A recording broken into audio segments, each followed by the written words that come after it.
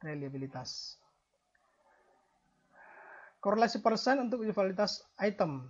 Nah, validitas item ini adalah kecermatan suatu item atau instrumen data dalam mengukur apa yang akan kita ukur. Jadi validitas item itu berarti apakah instrumen yang digunakan atau item yang kita gunakan itu sudah sesuai dengan apa yang akan kita rencanakan. Item itu akan dikatakan valid jika terjadi korelasi yang kuat dengan skor totalnya. Hal ini menunjukkan adanya dukungan item tersebut dalam mengungkap sesuatu yang ingin diungkap. Item itu biasanya berupa pertanyaan atau pernyataan yang ditujukan kepada responden melalui kuesioner atau angket dengan tujuan untuk mengungkap sesuatu. Nah, pengujian validitas item dalam SPSS ini menggunakan dua alat analisis, yaitu korelasi persen dan corrected item total correlation. Nah, untuk teknik uji validitas item dengan korelasi persen, seperti yang saya katakan sebelumnya, bahwa dengan cara mengkorelasikan skor dari setiap item dengan skor totalnya. Pengujian signifikansi dilakukan dengan kriteria menggunakan R-table pada tingkat signifikansi dengan uji dua pihak atau dua sisi. Jika nilai positif dan R hitung itu lebih besar dari R tabel, maka item dinyatakan valid. Jika R hitung lebih kecil dari R tabel, maka item dinyatakan tidak valid. Nah, sekarang kita masuk pada tampilan SPSS-nya. Pada variable view, kita mencoba menginput variable view. Misalnya yang pertama itu kita menetapkan nama variabel M1 sebagai item pertanyaan yang pertama untuk motivasi. Tipenya numerik, atau lebar angkanya itu 8. Kemudian kita menggunakan desimal 2 jika bentuk angka. Desimalnya itu 2. Labelnya M1 itu berarti motivasi 1. Kemudian values di sini kita tetapkan jika nilainya 1, labelnya itu sangat tidak setuju. 2 itu tidak setuju. 3 itu ragu-ragu. 4 setuju. 5 sangat setuju. Missing kita pilih none, artinya kita anggap tidak ada data yang hilang. Lebar kolom itu 8. Align, posisinya itu ada di kanan. Measure yang kita gunakan, jenis datanya itu adalah ordinal. Perannya, role-nya kita gunakan sebagai input, itu default juga. Nah, setelah variable view kita sudah tetapkan, nah, selanjutnya kita masukkan nilai skor jawaban ini pada data view. Misalnya, kita lihat nomor 1 sampai 23 dan masih ada responden berikutnya. Responden pertama, pertanyaan nomor 1, kita beri skor dia nilai 5. Berdasarkan angket di jawaban, dia memilih sangat setuju. Kita kasih skor 5. Pada pertanyaan kedua, dia juga memilih sangat setuju sehingga diberi skor 5.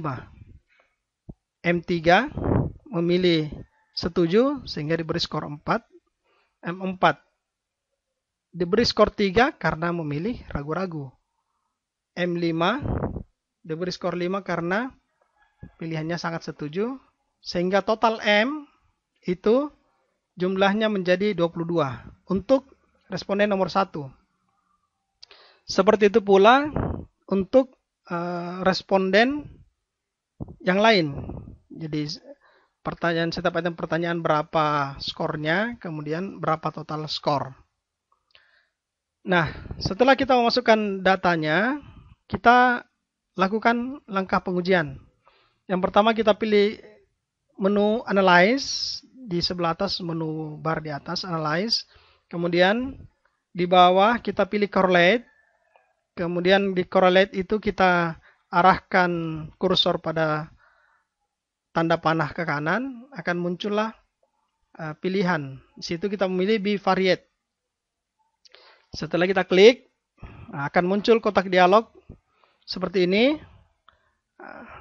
M1 sampai M5 dan motivasi kerja itu berada pada kolom sebelah kiri. Kita harus pindahkan dia sebelah kanan. Jadi kita pilih seluruh variabel itu, kemudian klik tombol panah sebelah kanan. Sehingga seluruh variabel yang kita ingin analisis itu pindah ke sebelah kanan. Nah, ini terlihat variabelnya sudah pindah ke sebelah kanan. Kemudian di bawah correlation coefficient kita pilih atau kita centang person dan itu default. Kemudian pilih test of significance to tail, itu juga default. Kemudian klik flag significant correlation untuk membantu kita menerjemahkan output dari hasil analisis data. Pemberian tanda pada output.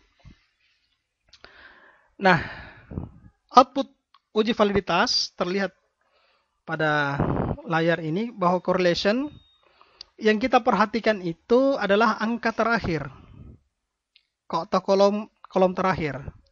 Kolom terakhir kita lihat angka yang sebaris dengan percent correlation. Nah, di situ angka yang muncul ada tanda bintang. Ada tanda bintang 2, tanda bintang 1, dan ada juga yang tidak memiliki bintang. Nah, tanda bintang 2 itu ada penjelasan di bawah bahwa 2 bintang itu menunjukkan item pertanyaan atau pernyataan tersebut valid dan signifikan pada level 0,01. Artinya, ketika taraf signifikansi yang kita pilih 0,01 itu item atau pertanyaan tersebut juga valid. Jika hanya bintangnya 1, berarti item pertanyaan tersebut hanya signifikan pada taraf signifikansi 0,05. Nah, sedangkan item yang tidak memiliki bintang berarti item tersebut tidak valid. Ya. Jadi output uji validitas itu cara membaca hasilnya kita lihat dari bintang yang ada. Kalau dia 2 bintang berarti signifikan pada taraf signifikansi 0,01. Kalau hanya 1 bintang dia signifikan pada taraf signifikansi 0,05. Tanpa bintang berarti item tersebut tidak valid. Nah, selain itu di bawahnya kita lihat ada signifikansi to tail, itu menunjukkan bahwa angka itu di bawah 0,05. Nah, di bawah 0,05 atau taraf signifikansi yang kita tetapkan. Kita lihat yang item pertanyaan nomor 4 itu tanpa bintang dan nilai signifikansinya lebih besar daripada 0,05. Nah, kita bisa katakan bahwa item pertanyaan nomor 4 ini tidak valid. Baik, sampai di sini perjumpaan kita. Kita akan lanjutkan pada uji reliabilitas pada pertemuan berikutnya.